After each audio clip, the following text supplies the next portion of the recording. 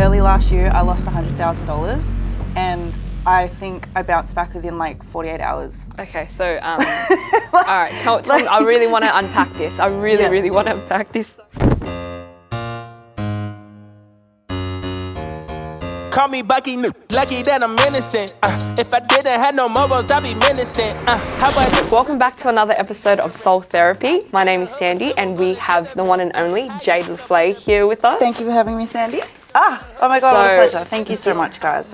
Just like from the moment I met you guys, we just vibed and it's been amazing. No, 100%. And I think we've known you for probably about a year or so, and we've just bumped into each other in random events. Feels like I've known you for a lifetime there. Cooked nights. The cookery. Yeah. And then you were with us when we did our photo shoot as well, which was awesome. Oh yes, of course. Yeah, what have you been up to since the last time And we've thanks seen for the you? free Yeezys, like that, you know. How amazing. Comfortable? Comfortable, so right? comfy. And I learn't that like they look better without socks. I thought you're like, I don't know about that. I don't know, it's a bit debatable because I get it. Personally, I wear them with socks and I feel a bit like, it's a bit iffy without the socks. Yeah. Because like, to be honest, my feet do get a little bit crusty. So I need socks. Crusty feet gang. Crusty feet, I need We could probably socks. leave all of this out, but. Sorry. Sandy. Sorry, what are these? What are those? They're so cool. Like, it reminds me of when I was in high school and I was like obsessed with Apparel and NERD. So that's why I'm so drawn to these. But these are Lanvins. It's a French brand. Yeah.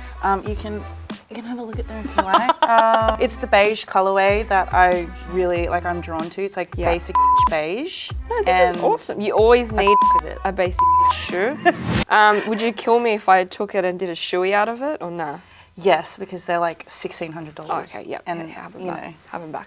I feel like a lot of people out there, a lot of young women are wondering, how did Jade become Jade? Like, you have to start somewhere, right? I don't think a lot of people know this, but I was a dancer originally. Like, that was probably my very first sort of creative outlet. I kind of reached the peak of my dance career when I was about 15 or 16, and I was traveling a lot around Australia and the world and Asia and stuff and dancing. So that was sort of where it all started, and I began learning about the entertainment industry as a whole. And then from there, it was just constantly pivoting. So from dance, I started DJing because I picked up the skill of DJing at a very young age. So I was like, I'm just going to add that to my repertoire, because I can do it and I love it. And then from there, I got into fashion a lot more. I started a little fashion label, which people probably don't even know about either. I did that for about 2 years. What was the name of it? It was called Jadestone. Yeah, and it was women's handbags.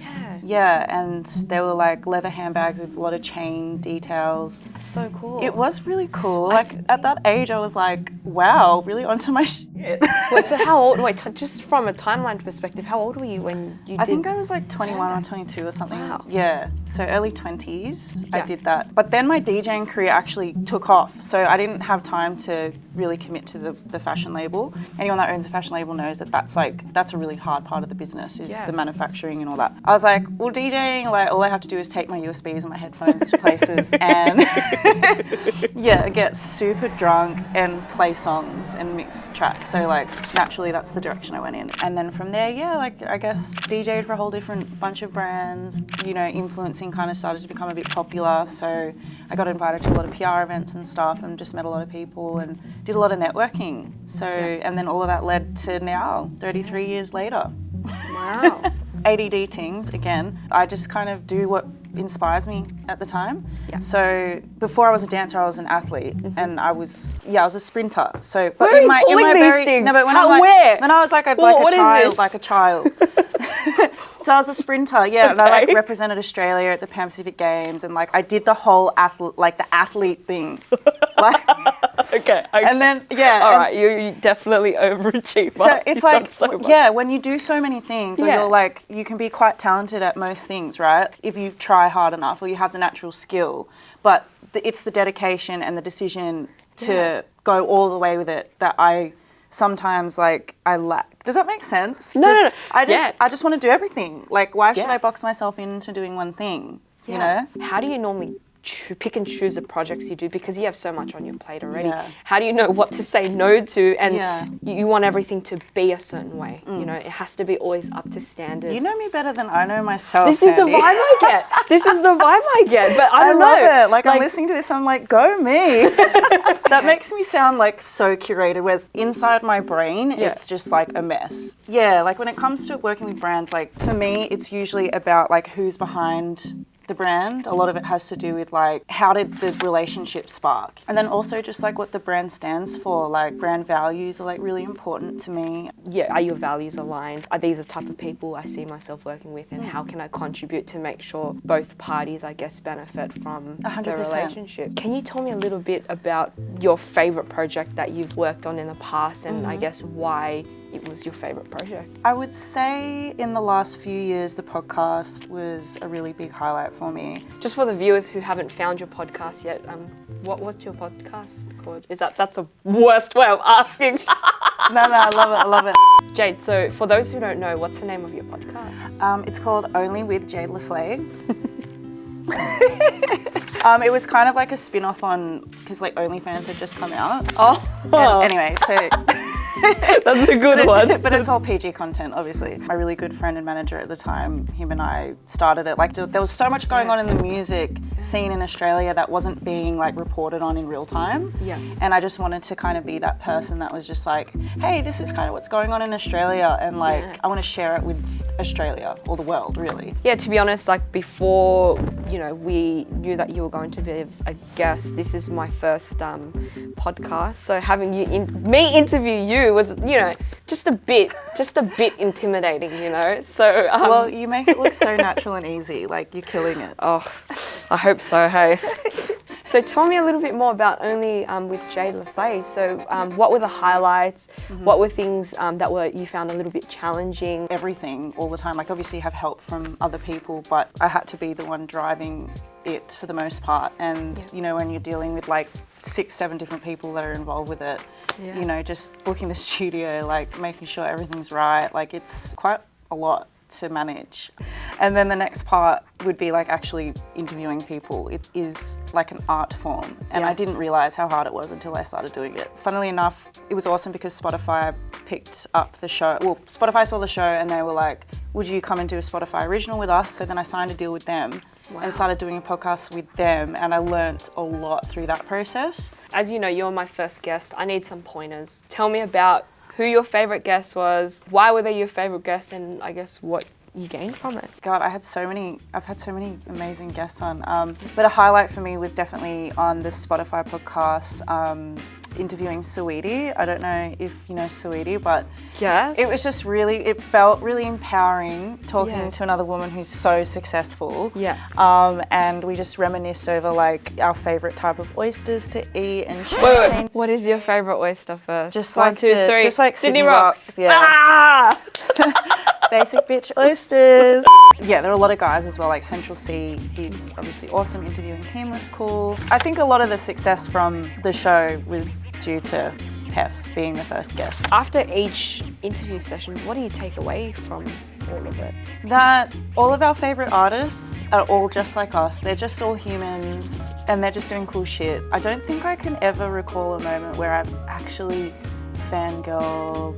If I were to meet RuPaul from RuPaul's Drag Race, that's when I would fangirl. Like I would fangirl so hard. Other than that, like, I don't know. I'm just like, they're just like you and I, you know, with a lot more money. Power, fame, dashing good looks. Yeah. No. Can sing. Can I just say, if you had to, did any teachers put you down, and if you had to put a message out to that teacher again, what would you say? Suck it. So many. Yeah. Oh, maybe this is where the trauma comes from when I speak, because my English teacher in high school was awful to me, like absolutely awful to me, because I was a really big personality in high school. So I could imagine that every time I opened my mouth, I'd say some weird shit. So and they used to put me down a lot. Whereas in my head, I was like, no, I'm creative. I'm actually like almost creating a whole new language, and like I don't care. I can't even remember what their name is. I'm not even gonna they don't even deserve the fame from this podcast, because and clearly they're that insignificant. I can't even remember who the they were, but yeah, look at me now. Well, just to share a little bit on my side, when I was younger, they put me in an ESL class. I was born in Australia, but so they just did that because... yeah, they thought I was, but I was actually just really shy, so they put me in ESL class with all the other kids, and I was so scared, but you know what? I'm an English teacher now! Are you actually? Wow! Sorry. So I have a teaching degree in English and drama, so... You have degrees? Yeah. Wow. I finished. Well, if the sneaker game is something that you don't feel like partaking in anymore, you can always get into teaching English. I don't know about that. Failures. Is there any failure in particular you wanted to share where you learnt, you came out stronger, or you learnt so much from, or you just became a better person? Sure. Like early last year, I lost $100,000, and I think I bounced back within like 48 hours. Okay, so, all right, tell me, I really want to unpack this. I really want to unpack this. So, how did you get back on your feet in 48 hours? Like, is it from... Because I assessed, I thought about the time that I would waste being upset. Yeah. I could be making that money back, right? Yeah. And also, if I spend any more time trying to get that money back, it's gonna cost me my emotions, it's gonna cost me time, which is also money. And the smartest thing for me to do was literally to just let it the fuck go and use that loss as a driver for me to bounce back. And I did. When I say I bounced back within 48 hours, I locked myself in the hotel room I was at and shut the blinds, and I think I cried for 2 days straight. And then I was like, okay, I'm over it, time to get back at it, and because I made that decision, I manifested it. I was within a few weeks, back on it, made the money back, I was sweet. Yeah. So, you know, you really have to, it's a mind game, half the time. No, I feel you. So you already mentioned that season 3 is coming out soon of Only with Jade Le Flay. What else is happening? So in the coming weeks, we'll release the first episode of season 3, which is really exciting. And again, we've involved all artists from everywhere, and we encourage everyone to send their music in, which should be awesome. Can you tell us any exciting artists we should watch out for, or is it all kind of under the wraps for now? It's all under the wraps for now, because I would hate to hype something up and then it not happen. Okay. But I can say this, that I feel like it will be a massive game changer, what I'm about to do, hopefully. Oh, that's so exciting. If you had any final messages to all the young women out there on how to, I guess, about anything, whether it be success or mental health or anything like that, what would you say to them? For me, just being extremely unapologetic in who I am and my personality, how I speak, as I was saying before, sometimes you may not feel as confident about the way that you speak, but just try and shake those little voices, little demons in your head telling you, not to speak up or not to be yourself. I agree with you. Just going off feeling like you're not adequate or you're not, I guess you don't have anything insightful, saying I felt that way a couple of weeks ago when I did a little talk about International Women's Day. Yeah, I think the moment I got there, I was like, I think you could hear me breathing through the mic, and I'm like, oh God. I'm like, I can't. I was like, oh, I gotta get off stage. But I was like, nope, Sans, I just had that positive self-talk, and I'm like, you know what, Sans, just do it. Hone into all your senses. Block everything out, it's just you and the panel, and I ended up doing it, and I had a few people actually come up to me afterwards and said, wow, you're such an inspiration, you've done such great things. That's the thing, yeah. And at the same time, what was funny was she was like, I could hear the trauma. And I'm like, where was it? Was it the way I was breathing? Was it my face? Yeah, What gave it away? That's amazing though, because you were showing yourself, you were speaking your truth. Yeah. And you were being confident enough to say, this is what I've been through, or this is what I think, and if anyone likes it or not, it's that's just your truth, right? Yeah. So it's amazing. Congratulations. No, thank you. No, awesome. But it's been great having you here today, Jade. Thanks. For those who don't know, your podcast is Only Jade Only Le with Jade Le Flay. Yeah. So you can find it on YouTube or any other streaming platform like Spotify or Apple Podcasts. Thanks for tuning in to another episode of Soul Therapy. Comment below who you'd love to see on Jade's podcast for season 3. And don't forget to like and subscribe. Bye. Oh my God. What is it? Tell me what else is there that What you else do? is there? What else I is can't there? believe you're an English teacher. That actually Yeah. blows my mind. Yeah, I know. I'm like, oh, hey, I'm a teacher. Oh, you teach maths? I'm like, no, that's so racist. What the fuck? Sending homies stab me in the back and that can never be forgiven. And my palms been itching, man. I like the superstition. You can't have my phone number unless we running up the digits. Let me meditate. I just need a couple minutes. Tryna low ball me, my cojones to the big ass.